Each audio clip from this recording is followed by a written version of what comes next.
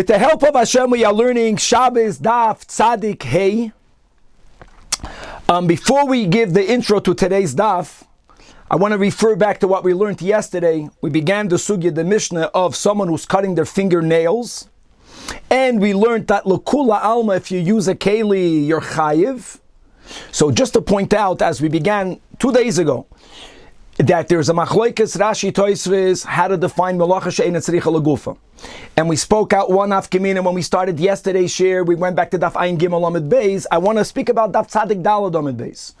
Now, in the Beis HaMikdash, when they would shear, when they would do goizes, they would want the wool. That was the reason for which they shared the hair in the Mishkan. When a person cuts their fingernails, most people, they don't have any use of the nails themselves. Which is Taka White Toisvis, right? And Daf Tzadik Dalad Amid Beis says that when the Gemara says that when you are goizes with a keli, L'kula Alma, you're going to be chayiv chatos. Says Toisvis, that's only according to Rabbi Yehuda. That holds Melacha She'ein Tzricha L'gufa Taka chayiv chatos. Because according to Toisvis' definition of Melacha She'ein Tzricha L'gufa, that if you are doing something, but it's not for the same purpose for which you did it in the Mishkan, that's called Melacha She'ein Tzricha L'gufa. And according to Rab Shimon, you're pater, and we paskin like Rab Shimon, then even if you cut your fingernails with a keli, with a nail clipper, let Rab Shimon, your taka won't be chayiv. So Tosfos has to say that this statement is only according to Rabbi Yehuda. Rashi says nothing. You know why Rashi says nothing? Because according to Rashi's definition of Melacha She'ein Tzricha L'gufa, which is that any act that you're doing, which is only to prevent something from happening, or to take away something that already happened, that's negative, that you want to get rid of, according to Rashi, cutting your fingernails is not Melacha She'ein Tzricha L'gufa, because you're bettering your fingernails, you're beautifying your fingers. So this is a bona fide Melacha She'tzricha L'gufa, which is why Rashi doesn't have to learn that goizes with a keli is chayiv only l'das Rabbi Yehuda. Halacha l'maisa, since we take a paskin like Reb Shimon, still, if a person cuts their nails with a keli, they will be chayiv chatos, according to Rashi's interpretation of Melacha She'ein Tzricha L'gufa. Oh, another very important intro, before we begin the intro. When we spoke about the goidelas, koichelas, and poisekes. First of all, to clarify, poisekes, I said yesterday, is to comb the hair, to comb the hair with a comb. And I think it was Danny that asks, we already spoke about that, and that's a problem of you're going to be goizes. And what we are talking about here is clearly not goizes. That was the sugya that we already began. All right? The Gemara asked that mishumai mechayva. All right, so poisekes, again, Rashi brings two interpretations. To better word it, it's parting the hair in a certain way that it beautifies the hair. It's like goydel, like braiding, which is why the last thing we learned is your chayv mishum boina, because you're building up your hair. You're making it's not about organizing the hair by combing it, but it's about parting the hair, that the hair should have a certain style, mamish like braiding. And just to begin today's intro, when we are discussing mishumai machayva, on the goidelas, koichelas, and poisekes, and as we're going to have today many other activities, and the Gemara is going to want to know from what av does that come from, it's not just a theoretical question, but according to many Rishonim, this is a sugya, my friends, that we learned extensively on Shavuos, but it's a shas sugya, which is the sugya of hasra'ah. Don't forget that Shabbos, chayv chatos b'shoigeg. If a person, God forbid, did that activity b'mezid, on Yontiv, the chayv malkis, on Shabbos, the chayv skila. But in order for Beis Din to punish someone, they need to have a forewarning. One of the details of hasra'ah, one of the many, is that you have to be told, what sin are you going to be violating? And it's interesting that when it comes to Hilchas Shabbos, it's not enough for the warner to tell to the potential sinner, you're violating loisasu voi kol malacham. That's not enough. It's too generic. You have to tell the person what av are you going to be violating. That's a huge thing. And that makes this whole sugya a lot more halacha l'maisa. So when the Gemara began on Daf Tzadik Dalad Amid Beis, right, by the goidelas, koichelas, and poisekes, mishumai mechayva, it actually means, what hasra do you have to give? On the premise that you have to mention the correct av. This is a very important intro to today's daf, because there's going to be an exchange that is very difficult to understand without this piece of information. And we're going to speak it out when we learn the Gemara. And with this piece of information, we're going to understand a Gevaldik exchange just in a couple of moments. Okay. Having said all that, the final intro connected to yesterday, we ended off by saying that koicheles mishum tzayva'as. So we already mentioned that after the shiur when we went on in Zoom, b'chlal makeup. This is the sugya of makeup, even though koicheles means putting on eye makeup, but it refers to putting on all makeup. And someone asked after we finished the shiur on Chabad.org, hold on, makeup by default is einoi miskayim. So how can we say over here, let's go the final shita, that koicheles mishum tzayvas, you're coloring, you're dyeing, but it doesn't last. My friends, that's correct. And I want to correct, I made a mistake when I said yesterday that you chayiv chatos. You're not chayiv chatos. Putting on makeup is an isun midrabanan. That's important, because it doesn't last. And having said that, now this will also give us a better understanding in this whole sugya of, according to some, right, this non-oil based powder that some people hold it's kosher to put on Shabbos and on Yontiv. The reason why it's even less problematic, it's not even a midrabanan, because it's not even ein miskayim.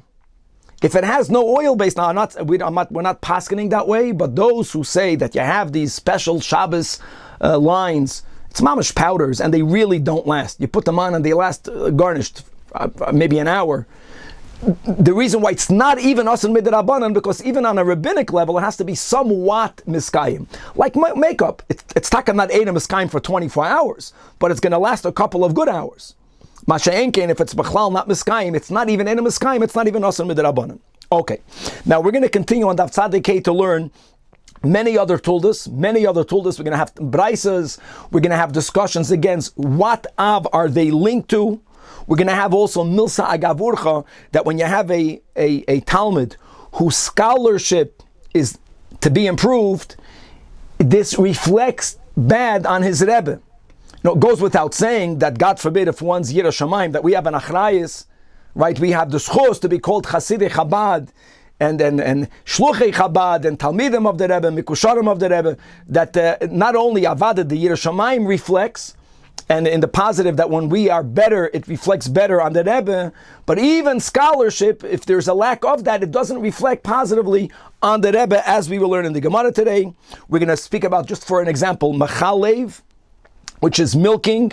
I know today we don't live in the farm, but this is also connected to women that are nursing, and it's common that a woman, aside of nursing, it's very uncomfortable or painful for her. There's too much milk in her. How does she remove that milk on Shabbos? That's an issue. We're going to learn that machalev is connected to mefarik. Mefarik means extracting. All right, we already had this a few times up until here, just to speak out that there are 6 different shittas what mefarik is a tulda of. We're going to learn Rashi that mefarik is a tulda of threshing. Mefarik is tulda of dash. And again, Lamayin Afkemina, that when you give Hasra, according to most opinions, you can't say, don't do Mefarik. You have to say, don't do Dash. We're going to learn about Merabetz. Merabetz is that when you have earthen floors, then for the dust not to rise, they would sprinkle the floors with water. And that might have, or that will fill up the little crevices in the earthen floor. And therefore, we already learned before, that's boina. If you straighten out a floor, that's the problem. Many people learn that merabetz is only asan midrabanan, because maybe there aren't any real holes in the floor. If merabetz is only asan midrabanan, because it might be mashvagumais, since it was something there was a great necessity to be merabetz. Sometimes you would be in an environment that would be very dusty, and you couldn't breathe. So we're going to find an example where the Chachamim allowed for us to do a ha'arama, as we'll speak out. Even though we know really we're doing merabetz, but we're making believe ke'ilah we're not doing something else at the same time, and that will be l'chatchila muter. And we're going to start a new Mishnah, Nachan Tzadikei Amud Aleph, that's going to speak about the rules of a otzitz nakuf versus an otzitz she'eino nakuf, a perforated flower pot versus a non-perforated flower pot. Even if the roots are completely in the pot, but since there is a hole either underneath or even only in the side of it, according to most Tanoim, imagine, the plant is also deriving nourishment from the earth in the ground through the hole. Ke'ilu, the moisture, the lachluchias of the ground goes up into the pot, and that will lead us into, can you pluck out a plant from that pot? All right? May you do that. Is it a isur deraisa? Is it a isur derabanan? Very much like today, if you have a vase, and you have a flower in it, it's just in water. By us, it's not perforated, the water is going to leak out. Can you take a flower out? That will lead into that sugya. But we're going to have the great opportunity to speak about many hilchos tumah v'tara, specifically regarding being mevatel a keli. So if something is a keli, has a halachic status of a utensil, and it becomes tamei, so either take it to the mikveh if it's made out of metal, if it's made out of earthenware, you cannot take it to the mikveh, but if you halachically break it, since it's no longer a keli, it automatically becomes tahor. Now, what does the word breaking it mean? How large of a hole must there be in the keli for it to lose the status of a keli? And we're going to have a Rava at the end of today's daf that's going to compile various dinim, and he has the statement that chamesh midos bekelim, there are 5 measures regarding perforations in a keli, which will give us a gavaldike kitzur and compilation of all of these halachas of how a yumavat a keli, with many, many more beautiful details. Chavera, let's start. That was a long intro. We left off on daf tzadik hey amud aleph. We are 6 lines from the top of the amud in the beginning of the line Tanya. Okay.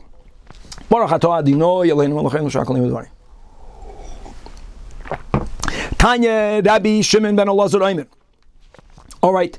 Goideles, a woman who braids her hair. Koichelas, a woman who paints her eyes, makeup. Poisekes, she splits her hair in a specific beautifying way. Even, this is the way we're going to learn, even according to the sheet of Rabbi Eliezer. What did Rabbi Eliezer say, my friends, in the Mishnah? That she's chayev, Rabbi Eliezer mechayev. As we have been learning, whichever one the av is. However, if she does it for herself, she's patur. La'atzma patura. Just like we have been learning that when you do something shaloi kedarkoi, it automatically downgrades it a notch from a isur deraisa to isur derabanan. If you do something in a way that you cannot do it properly, anything that cannot be done properly automatically is not a isur deraisa. And this is behemshuk to the last thing we learned yesterday, that it was Hashem that braided Chava's hair. Why did God braid Chava's hair? Why couldn't she braid her hair on her own? Because you can never properly braid your hair on your own. The whole business of people putting on makeup on others is because someone else has to do it for you, for it to be done properly. And so holds the Tana, Rab Shimon ben Eliezer, Bishitas Rab Eliezer. When you do it yourself, you put it. It's only lechaverta. That is where Rabbi Eliezer holds that Yitaka Chayiv Chatos. And Vaited V'chein Hoy Rab Shimon Elazar Omer. Clearly, this is not Beshitas Chachamim that to begin with, it's only Asr Midrabanan. No, that there's an Isur Doiraisa. That Isha Loi Saver Serek Al Poneho. Right? Mipnei Shet Soivas. This is in the name of Rabbi Eliezer. That a woman should not put rouge, again makeup, like koichelas, on her own face, and this is a lashon that she should not do it. It implies that isur only midrabanan, and he's saying that she cannot put rouge on her own face, according to Rabbi Eliezer midrabanan. That's the takaraya, that when did Rabbi Eliezer say it's asur doiraisa? When one person puts it on the other, and again, the logic is that when you put it on yourself, since you cannot do a perfect job, it's automatically downgraded from a isur deraisa to a isur derabanan. And now behemshech to these 3 and the whole debate, what is it a tulda from? We're going to learn many other activities which are tuldas, and there's going to be a discussion as to what av does it come from. Tana rabanan. Ha choylev, one who milks. Here we're referring to an animal. Ha machabetz. So there are 2 shitas in Rashi what machabetz mean. We're going to teach the first one of Rashi, that a person who is placing coagulated milk in a keli in order for the whey to be separated from it, that's mamish boirer, right? You're doing an action which will separate the whey from everything else. And the third activity, which is hamegabein, you are making cheese, right? Making cheese has to do with the process of pressing together curds, all right? So you're like building, the Gemara will speak out, all of these 3 are asur, and since they are all related to food, there is a minimum amount related to isurim of food, which is kre ke groi geres. Okay, and again, we'll see in the Gemara what these three are a tulda from. Weiter says the Braisa, another group of three, ha-mechabed, one who's sweeping the floor in the house. We're speaking about dafke, a dust, a earthen floor. Vahamerabetz, that was something very commonly done. They would sprinkle water on a earthen floor to make sure that dust does not raise up. Third, vaharoida chalois devash, one who's removing honeycombs from a beehive. So says the Braisa, Shagag b'Shabbos chayv chatos, and hizid b'Yomtiv loika arboim. B'chlal, even though we didn't speak that much about Yomtiv yet, on Yomtiv there is no skila, and therefore the rule is, as we learn in Krisus, when you chayv chatos b'shoigig, if this would have been done b'mezid, you would have been chayiv kares. But if b'mezid you're chayiv malkis, then b'shoigig you're not chayiv chatos. On Yomtiv there is no skila. Not Yom Kippur, Yontiv, there's no skila, there's no kares, and therefore the punishment is malchus. Now the big shaila here is, hold on, some of the things that we mentioned are connected to Eichel Nefesh. Eichel Nefesh is muter on Yom Tiv. What's b'chal the problem, a huge issue? So the third Tosfos speaks about it, and towards the end, I'm just reading the few words on Tosfos, it's getting late. In Mamish, the last few narrow lines. A big doichek. I mean, all of the Rishonim grapple with this challenge. You're taking out the honeycombs at such a late time, Yom Tov afternoon, that there won't even be enough time for you to eat it on Yom Tov. So we're limiting the chiyuv malchus on Yom Tov, but let's go back in the Braisa. These are the words of Rabbi Eliezer. The Chachamim say, Echad zeh ve'echad zeh, einoi ela mishum shvus. Guys, we're going to learn pshat that the Chachamim only say shvus on the latter three, on mechabed, merabetz, and roida. That even the Chachamim will be moida that on the first three, choylev, mechabetz, and megabein, here there is a isur d'oraisa, as we will learn. Now here's the story. Rab Nachman ben Guria, he went to the city of Nardo. And when he got there, Baruch Hashem, a Talmud Chacham came to the city. They asked of him, choylev, we learned this Braisa, right? To milk an animal on Shabbos, you're chayiv from what? Mishumah mechayve. And again, let's learn pshat here. Mishumah mechayve means when you give a person warning, what the premise is, you have to give them a warning based on what av are they doing? What av? Or the next one. So he says, Mishum chaylev. Mishum chaylev means that Rav Nachman was the shita that if you give a person a hasra'ah and all you mention is the name of the tulda, that is a bona fide hasra'ah. That's why he says, if a person is doing chaylev, why do you warn him for? From chaylev. Then they ask the mechabetz, right? The way we're learning, you're separating the way. Mishumah mechayev, mishumah mechabetz. I use the same word. Megabein mishumah mechayev. So he said megabein.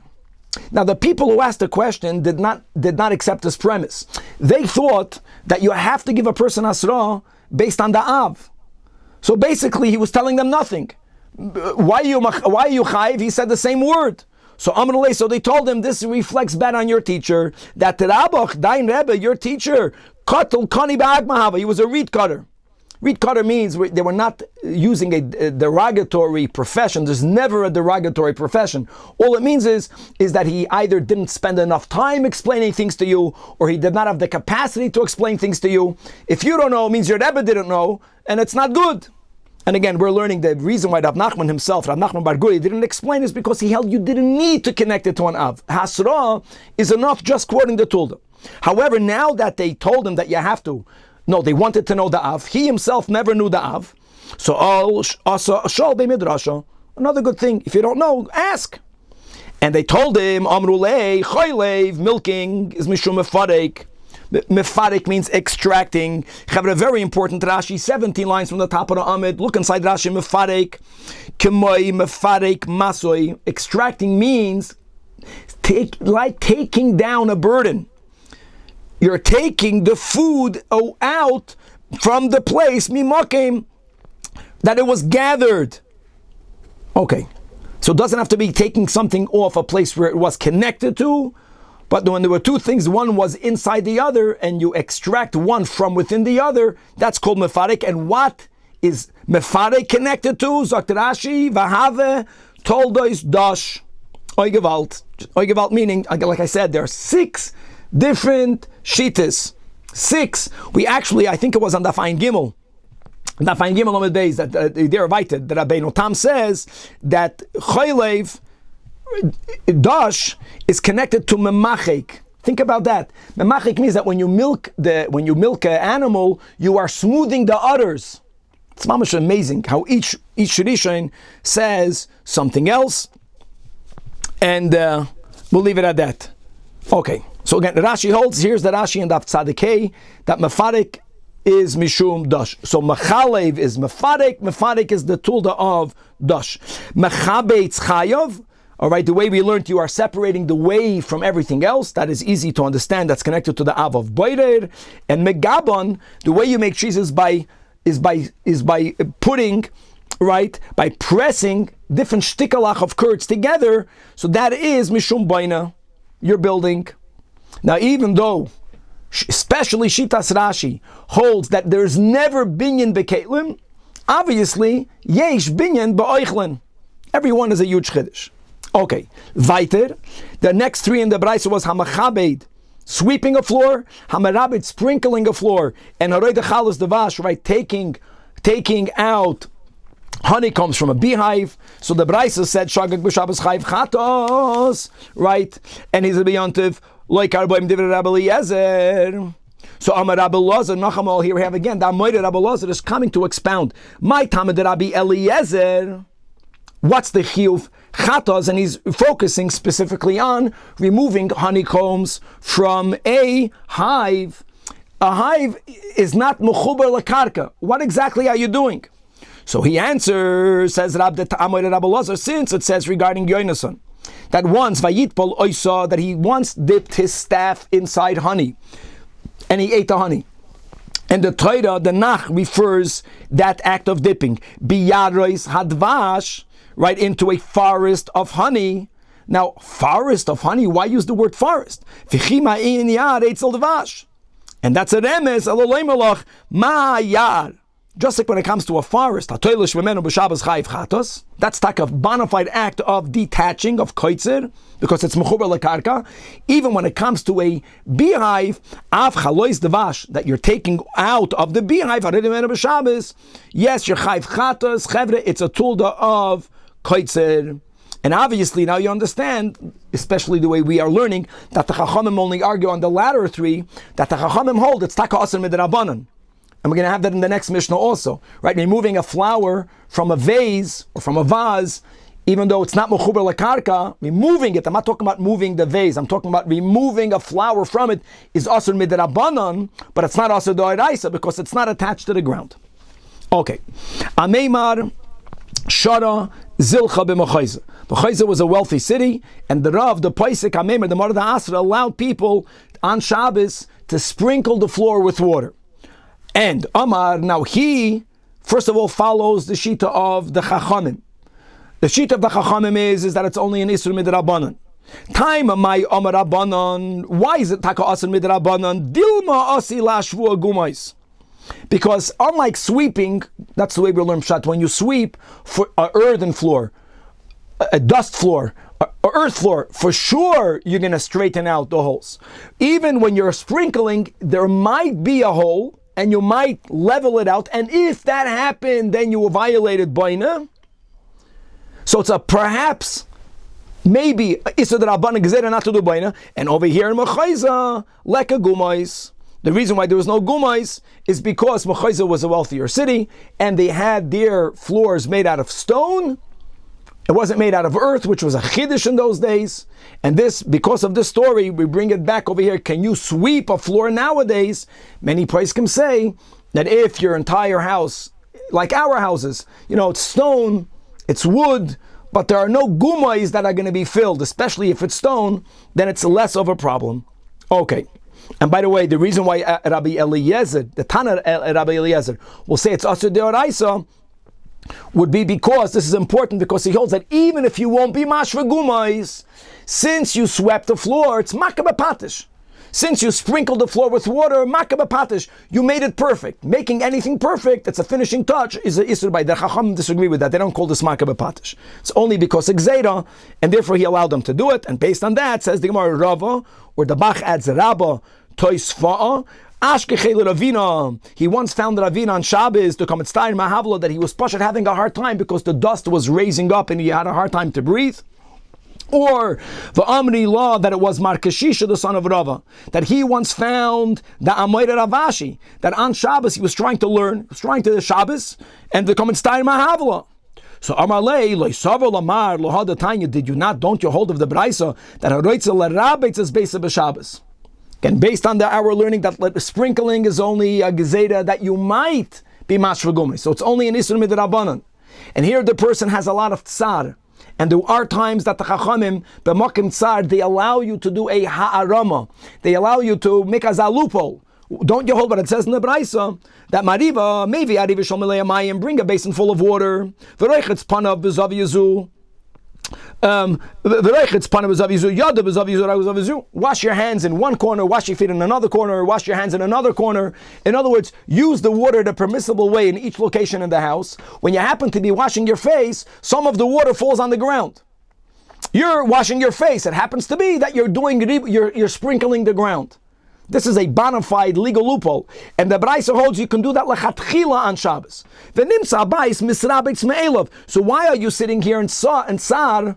Why don't you have someone, or you yourself, use this loophole? So Amalei, whether it was the latter version, it was Ravashi, whether it was the first version, he tells him, Lav adatoi, big machloek is what this means. Either Lav adatoi means, I forgot about that, thank you for letting me know. Or Lava Dotoi means I knew about that Braisa, but I don't agree with that. Now, since there is a Gezerah Midrabanan, doing Harama is going to be Asr. So that's two ways of learning Pshat in the Gemara. Tani we learned in a Braisa, based on this statement, that since we're going, that Ributzes, we paskin like the Chachamim is only Asr Midrabanan. Shema, Gezerah will be Mashvagumais, compounded with the fact that you have a lot of Tsar. So they allow for you to do stuff in the house with water that is mutter, even though b'derech mamela you're going to end up sprinkling a lot of water all over the place. So Isha Chachama, a woman who's learned, merabetzas beisa b'Shabbos, she knows how to do ributz in her house. V'ha'idna, the Gemara concludes, all based on roivetz, is a gzeira because you might be mashvagumais. So now guys, hold on a second. This is a davar she'ein mischaven. You don't want to be mashvagumais. You want for the dust to settle. And therefore it must be that our whole conversation was only l'shitas Rabbi Yehuda, that Taka holds, davar she'ein mischaven is going to be, davar she'ein mischaven is going to be pater avol asr, which is Taka Bata Chachamim hold, it's asr midrabanan. And again, by the way, according to the Tanach Rabbi Eliezer, even though it's a davar she'ein mischaven, but it's a psikresha. Psikresha makes it asr d'oraisa. But anyways, coming back over here.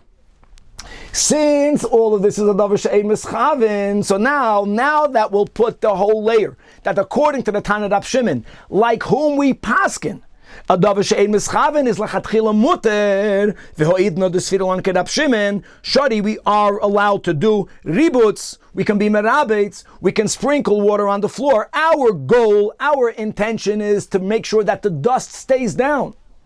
It might also be mashvagumais. That was not my intent. And davar she'ein mischaven is muter. So indeed, we can be merabetz a floor on Shabbos. That's not so much negei halacha l'maisa for us, because we don't have today so much earthen floors. We don't have floors made out of dust, made out of earth. But if you go camping on Shabbos, if there's no grass and you can't breathe, then indeed, being merabetz, just to keep the dust down, is something that's muter according to our Gemara. Okay. Moving on to the next Mishnah, and this is opening up a whole topic of Tumah and Tara. We have a perforated pot in which people plant. It's called the perforated flower pot, Atzitz Nakuf. And then we have the Atzus She'ein Nakuf, we have a non-perforated pot. The Gemara here, the Mishnah here won't discuss how high off the ground must the pot be, but there is a certain height that once the pot is within that height, even if the hole is not under the pot, even if it's only on the side of the pot, according to some Tanoim, according to the Chachamim, that whatever grows in the pot is halachically growing from the ground. So says the Mishnah, Hatoilish, if you will detach a piece of plant that is growing in a Atzitz Nakuf, says the Chachamim, you're chayiv. Says Rashi, just to read the words in Rashi, 3 lines from the bottom. The have kimechuber the yoinek min hakarka al yedei hanekef shemeiriach lachluchias hakarka. And now she makes a point. Vafilu hanekev is bedoifnoi. Doesn't have to be that the nekev is underneath, even if it's on the walls. If there's a hole, since what grows inside is also deriving nourishment from the ground, lachachamim it's called attached. Therefore, toilish you're chayv. However, v'she'eino nakuf, if you detach something that's growing in a flower pot, but the flower pot is not perforated, then you are only asur midrabanan. It's patal avol asur, right? It's taka pater because it's mechzek toilish. Something is growing. Something is growing. You're detaching it, but since it's not connected to the ground, again, it's only asur midrabanan according to the chachamim. And then we have the Tanach Rab Shimon, who holds poiter bazeh u bazeh gavaldik. In other words, this. Let me just finish. This little amount of nourishment halachically is non-significant, and therefore none of it is connected to the ground, and therefore you're only violating an isur derabanan. Yeah, what's the question? At this point, do we have any idea where the perforated pot is sitting vis-a-vis the ground? Is it on the ground? Is it above the ground? So it's even above the ground, and there's a whole discussion how there is a certain height limit that once it's beyond that I mentioned, then it's not deriving nourishment, but that's not going to be mentioned here at all. But it does not need to be sitting on the ground. Weiter. Says the Gemara, Ramalei Abaye l'Rava, or v'Amri le Rab Chia barav asked Rav, and he's asking regarding the Shita of Rab Shimon, that says it's not considered attached. Now we're going to jump to another inyan. The other inyan is regarding hechsher zerayim.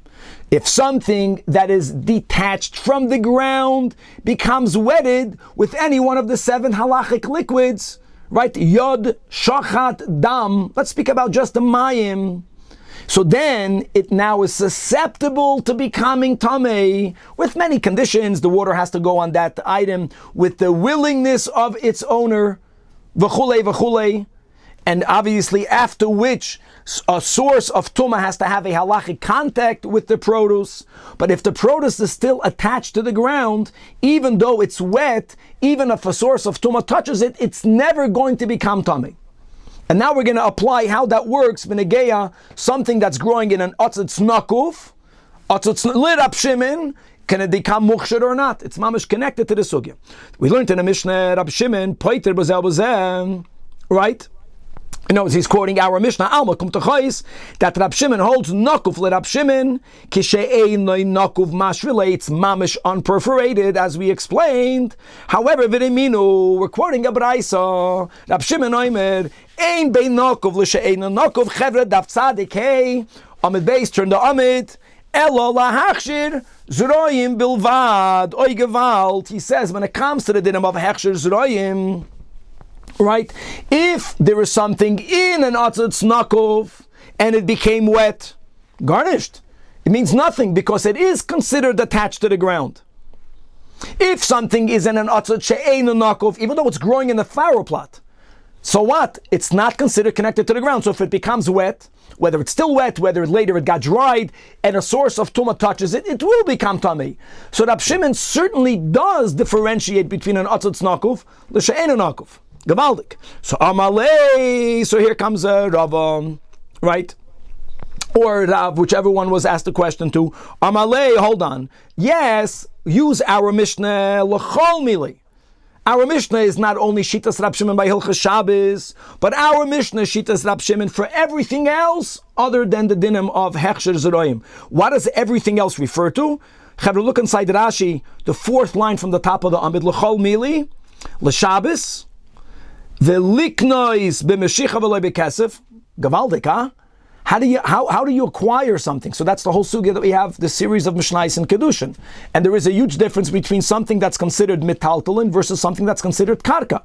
When it comes to karka, kesef is kaina. When it comes to metaltalin, however this evolved, but nowadays metaltalin is not, the kinyan is not finalized with kesef, you need to do meshicha.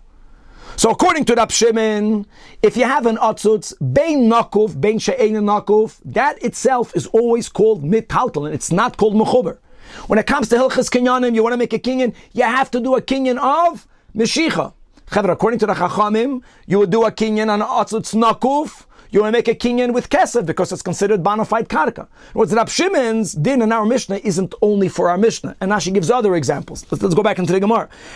Rab Shimon Ketol Shmash Relay. However, there is one exception, even according to Rab Shimon. Vishani Le'inyan Tuma.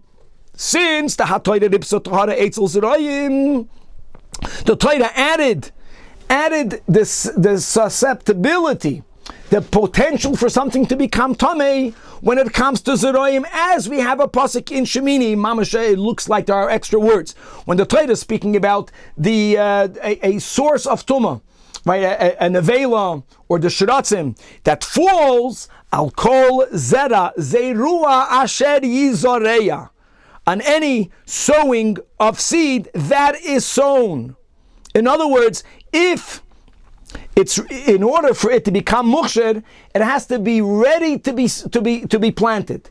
If you have to do a halachic act of detaching it first and then to plant it, that's not asher yizoreya, and it's not going to become susceptible. So because of this extra limud by the dinim of hechsher zerayim, Rab Shimon is moida that if something isn't an atzutz nakuf, it is considered mechubar, which is advantageous because it will not become muksher even if it becomes wet with any one of the 7 halachic liquids. We're not done yet. Now we're going to further expound Shitas Rab Shimon.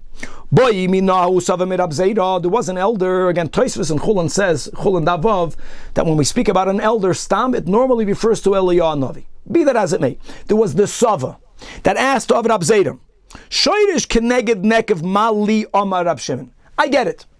That Rab Shimon holds, right, we're speaking about Hilchas Shabbos, that even though there's a perforation in the pot, it's not considered attached. Rab Shimon is lenient. Again, guys, it's not muter, but it's not asur midoraisa. You're not detaching. What happens if the root of this plant is mamish aligned with the hole? It's not somewhere in the pot. It's not going out of the hole. Guys, if the root goes out of the hole in the ground, then of course it's called attached. But if it is aligned with the hole, the Sava holds that maybe even Rab Shimon will be Maida, since it's facing the ground, it's considered mechuber, even for Hilchas Shabbos. So he asked that question of it, right, directly facing, and Rab Zayda didn't know. So you don't know, he was ishtik.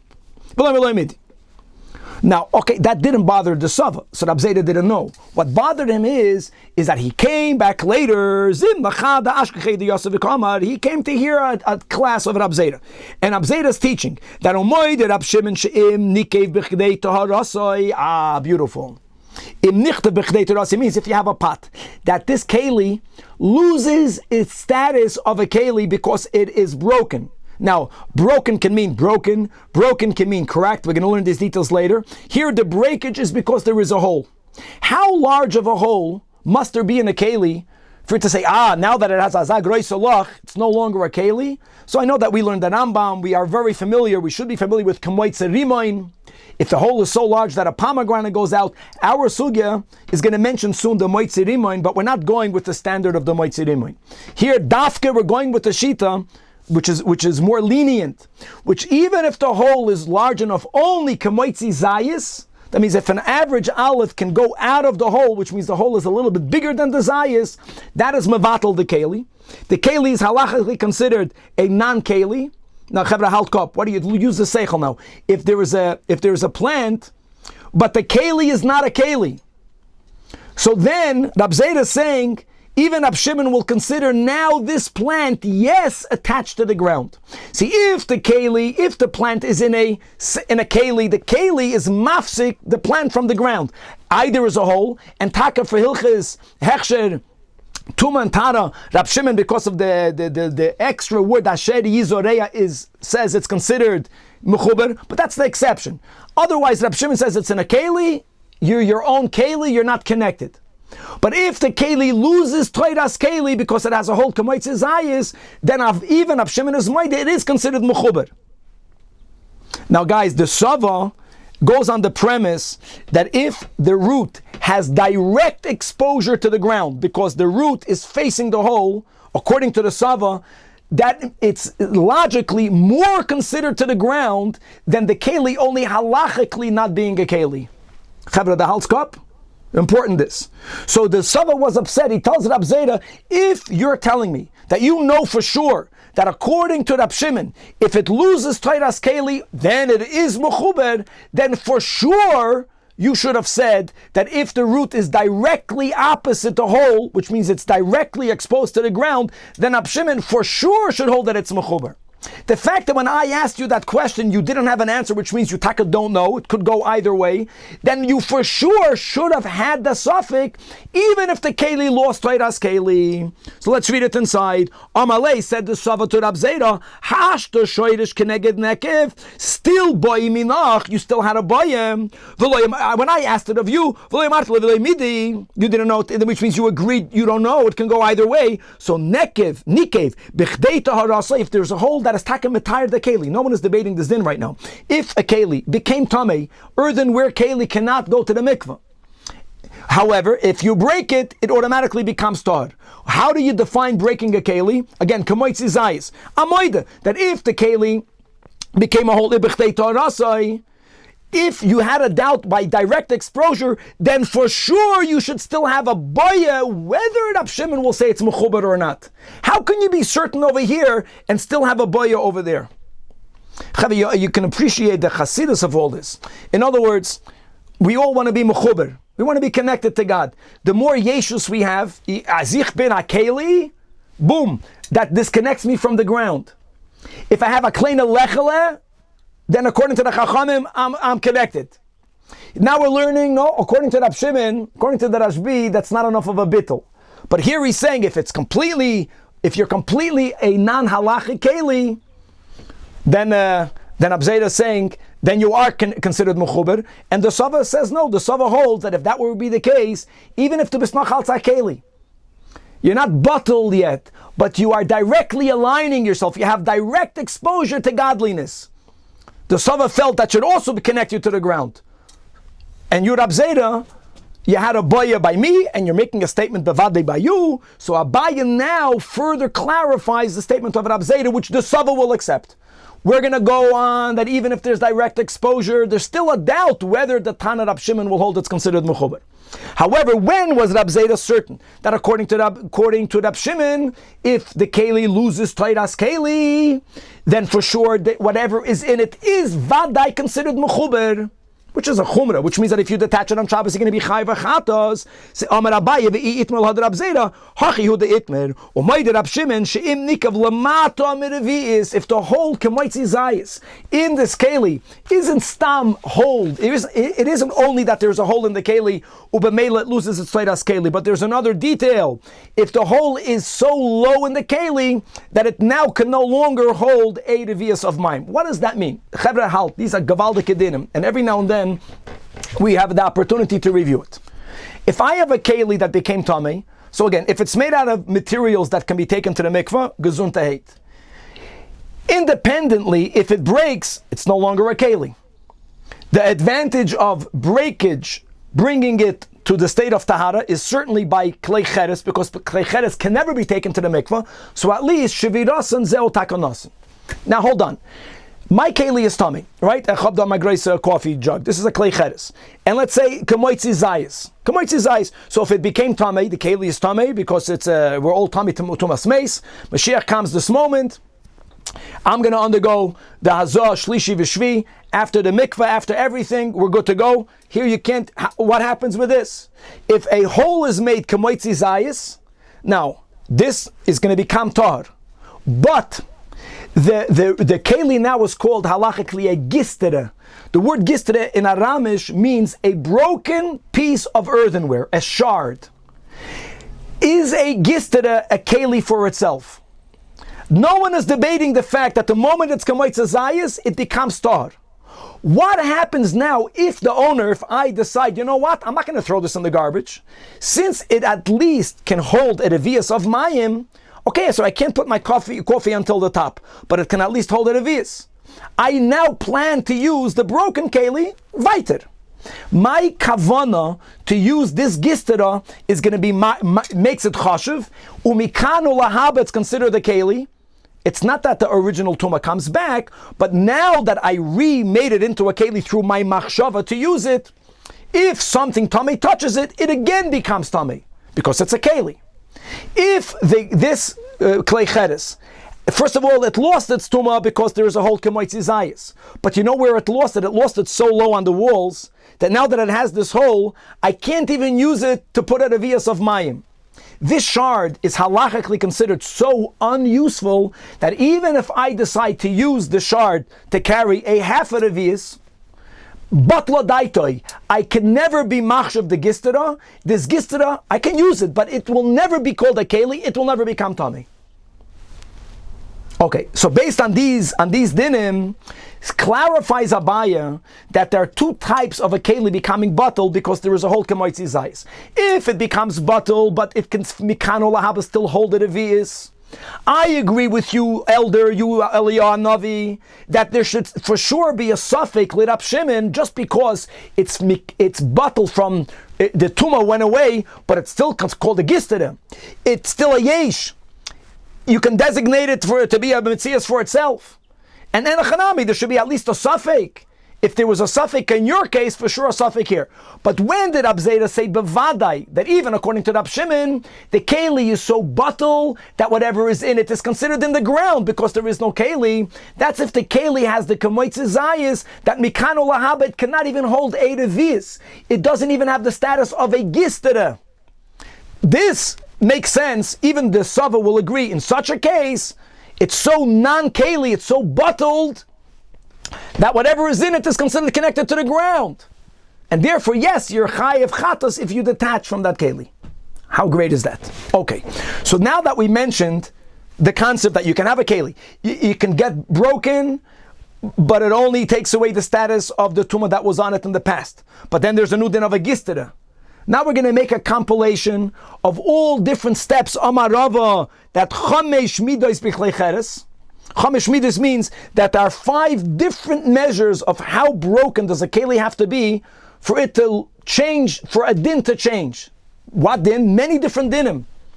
And he puts together the totality of the dinim will be 5. And let's go through one by one. Gavaldik. So number 1 is Nikev Kamoitzi Mashka. If you have a kli cheres, you have an earthenware keli, and became tamei, for example.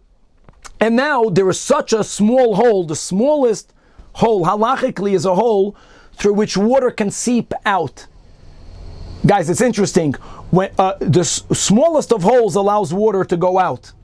But for waters to go in, by putting it in a larger bowl of water, even when there's a certain amount of pressure, the hole has to be a little bit larger.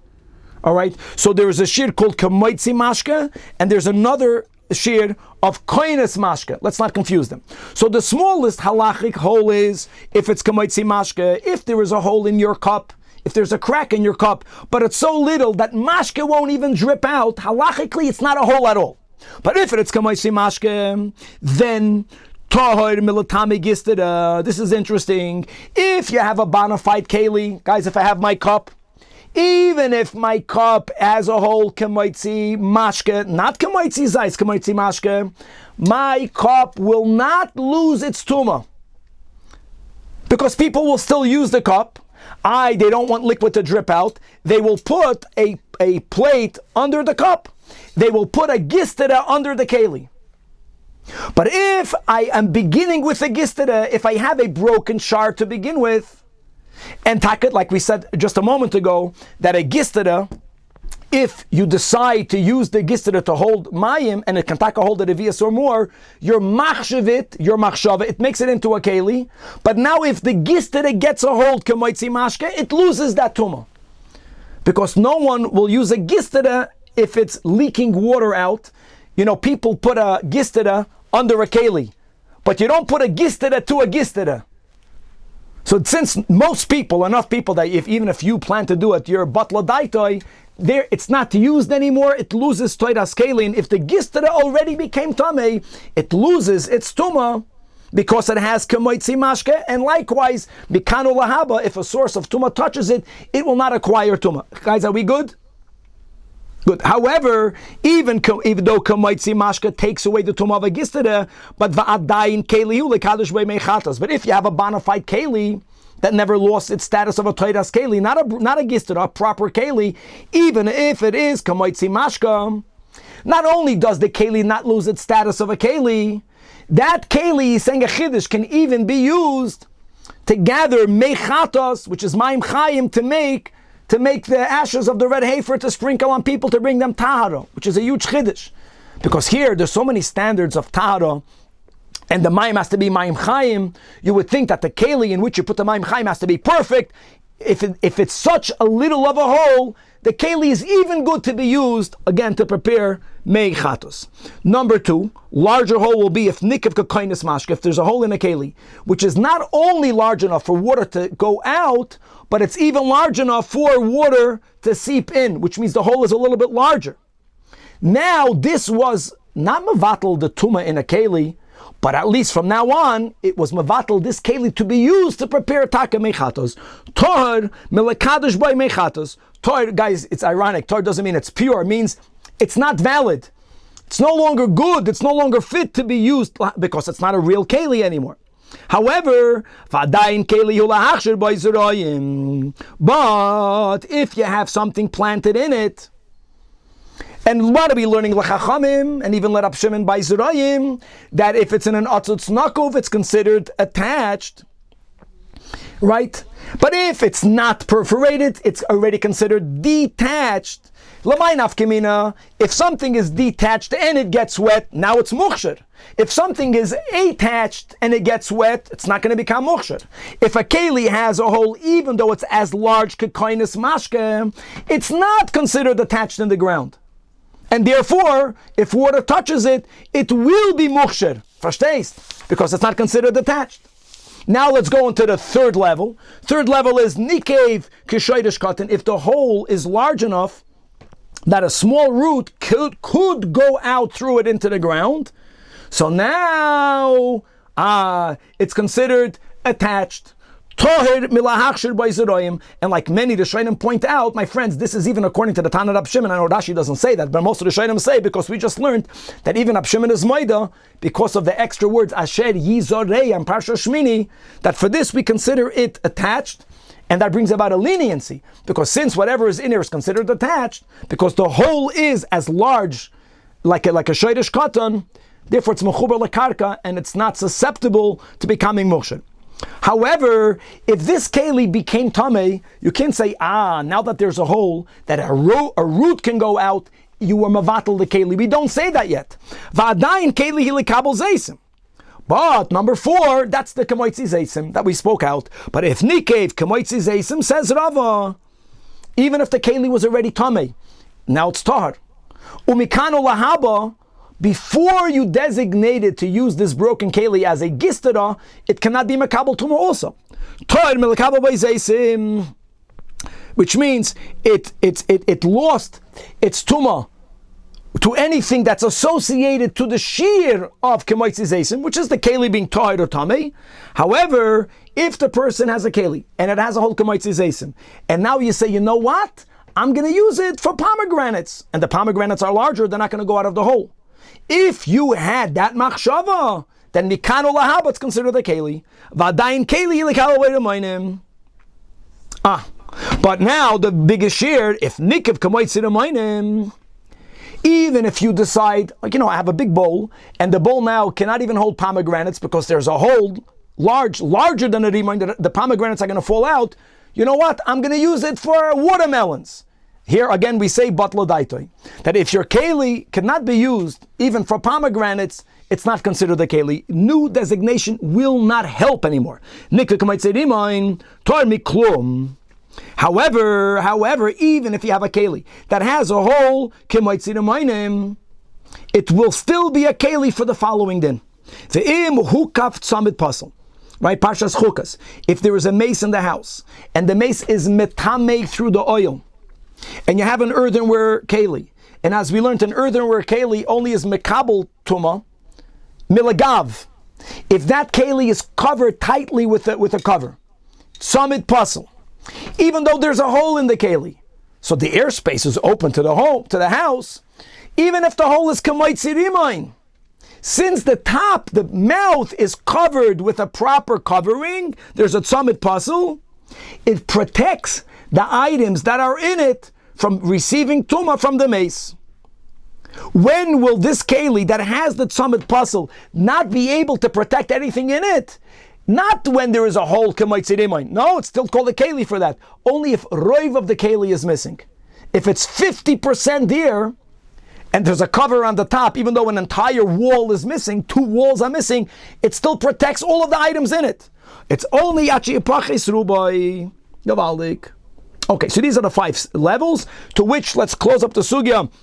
Rav Asi tells Rava, Shamaiti, I heard, and guys, when we learned the Rambam, that's like the way we paskin. We never heard the Kamoitzi Zayis that often. Shamaiti kli cheresh yuri Kamoitzi rimayin, for it to lose its tumah. Amalei Rava says, no, I heard that.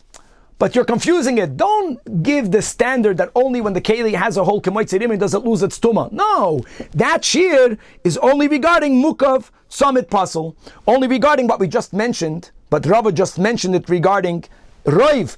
If you have a keli and it has a whole Kamoitzi rimayin, even though it's covered, now items in it will become tamei, because it's Kamoitzi rimayin. If it's less than Moitzi rimayin, and it's covered, even though it's Kamoitzi Zayis, items in it will become tamei. And that's the din of Moitzi rimayin. But the problem is, Rava just contradicted himself. Rava just said before that Kamoitzi rimayin, even if it's Kamoitzi rimayin, if it's covered, it's still keli enough to protect the items in it from being makabel tumas oil. It's only if nifchas rubai. Who the Amri just said that samul pas achi nifchas rubai.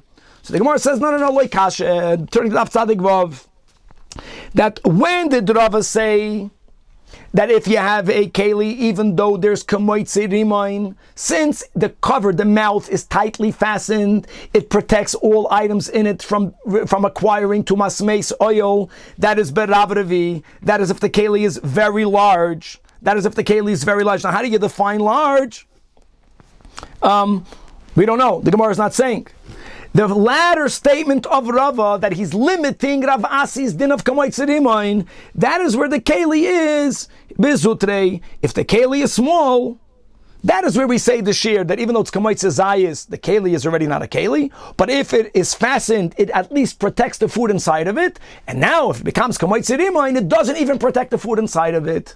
But if you have a large keli, even if it is kamoitzi rimayin, as long as the mouth at the opening is covered with a tzamid puzzle, all food items, or all items in it, will be protected from tumas meis. So bekitzer, my friend, I just want to speak about the kamoitzi zayis, kamoitzi rimayin, al pi chasidis. Zayis, we learned so many maimarim of the Alter Rebbe. Zayis is bitter.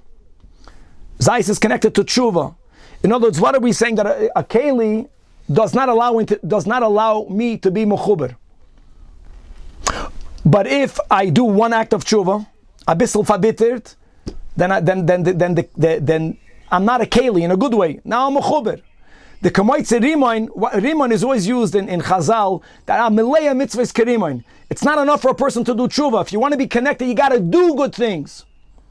And as we have a hayom yom, that one good deed is better than 1,000 krechten. So bekitzer chevre, we have to figure out, al piruchnias, how to be mevatel our keli to be better, mechuber, a lot more to be continued.